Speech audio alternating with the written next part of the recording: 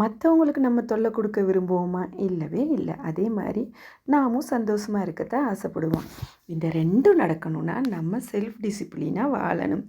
Japan நாட்டில் ஒருத்தர் குளத்துல மீன் பிடிக்கிறாரு. பிடிச்ச மீனை கையை வச்சு அளந்து அளந்து பார்க்குறாரு. சில மீனை என்ன செய்கிறாருன்னா திருப்பியும் குளத்துக்குள்ளேயே போட்டுடுறாரு. சில மீனை மட்டும் என்ன செய்கிறாருன்னா தன்னோட பாஸ்கெட்டுக்குள்ளே போட்டுக்கிறாரு. ஏன் அப்படி செய்கிறாரு அப்படின்னா, சில மீன்கள் மட்டும்தான் வெயிட்டாக இருக்கலாம், அதோட நீளமாக இருக்கலாம், எல்லாம் சரியாக இருக்குது. சில மீன்கள் வந்து ரொம்ப சின்னது, வெயிட் பத்தாது, இன்னும் அது கொஞ்சம் வளரணும் அப்படின்ட்டுன்னு அதை திருப்பியும் குளத்துக்குள்ளே போட்டுறாரு. ஆனால் அவர் செய்கிற அந்த தொழிலை அவர் தானாக செய்கிறாரே ஒழிய யாரும் பார்க்குறாங்க இல்லைன்னா ஏதாவது கேள்வி கேட்பாங்க அப்படியெல்லாம் நினச்சி அவர் செய்யவே இல்லை.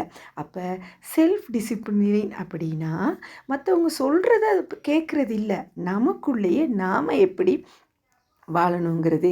இப்படி வாழ்ந்த மாதிரி இருந்தால் அழகாக வாழலாம், ஆனந்தமாக இருக்கலாம். அதே மாதிரி எங்களோட இலக்கை நோக்கி நாங்கள் ரொம்ப இலகுவாக அடையலாம்.